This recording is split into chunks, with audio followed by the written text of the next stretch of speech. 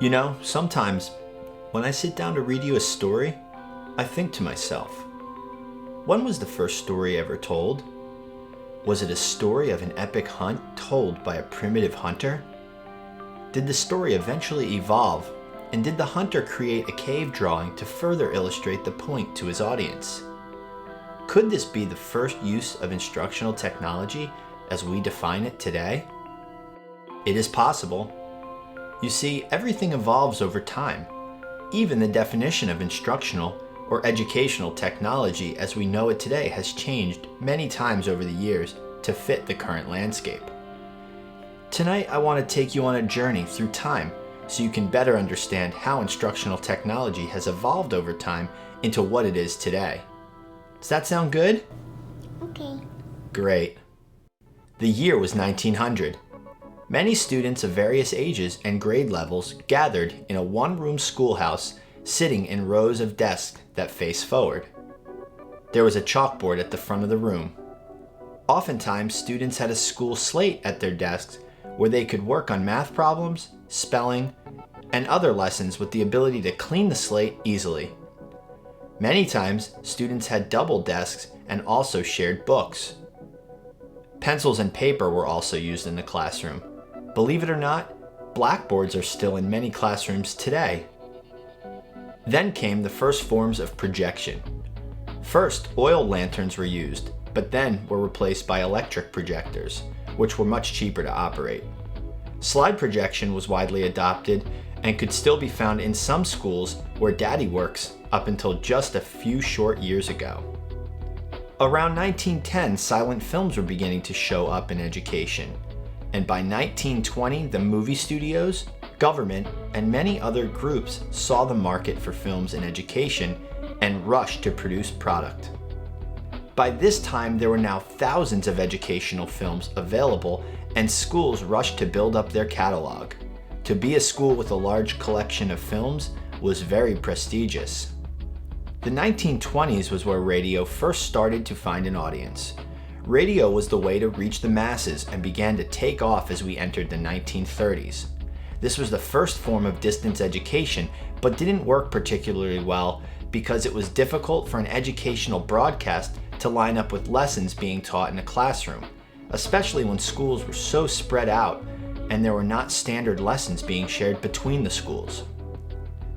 In the 1940s, around the time of World War II, the US and the German governments began using films for both propaganda as well as the training of millions of people at a time.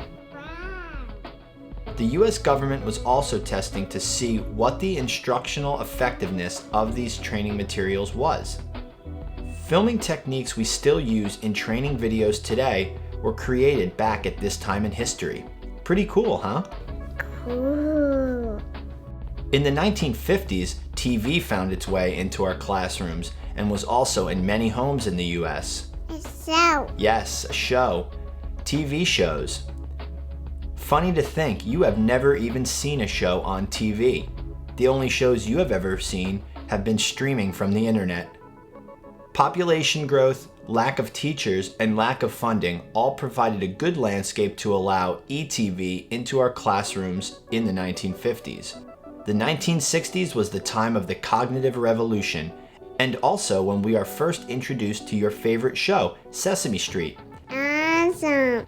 Sesame Street was based on educational research about effective educational programs for children. By the late 1970s, Apple had gained some traction with its microcomputer and user-friendly desktop experience. Presentation software, word processing, and games were all at the fingertips of our students and teachers.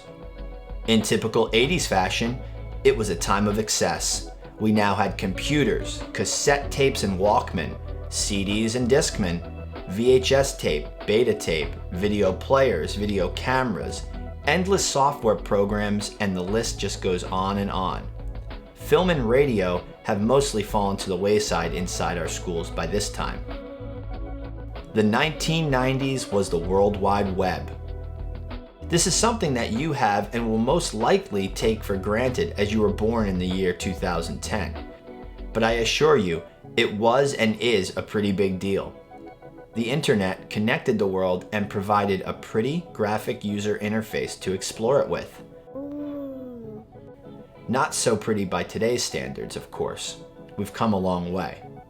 We are now in the 2000s, the 21st century. Technology is expanding exponentially. It is now all about being connected to information anytime, anywhere. It's about collaboration and communication. The web itself has evolved into a very active environment, and we see the same evolution happening within the walls of our classrooms. We no longer want to sit in rows and be talked at by the sage on the stage. We want to be actively involved. We want to have discussions, and we need to be able to ask questions. Our schools are preparing our children for jobs that don't currently exist on technology that will be outdated by the time they exit our classrooms. This iPad, much like you, didn't even exist 2 years ago. And by the time you can understand all of the things I just told you, this iPad will be a relic. Okay, Dada. So the moral of the story is that we are in exponential times. Things are changing fast, and it's important to be able to adapt and be a global citizen and 21st century learner. So I leave you with this quote by Lamartine. History teaches everything, including the future. Good night, sweetheart. No, no, no.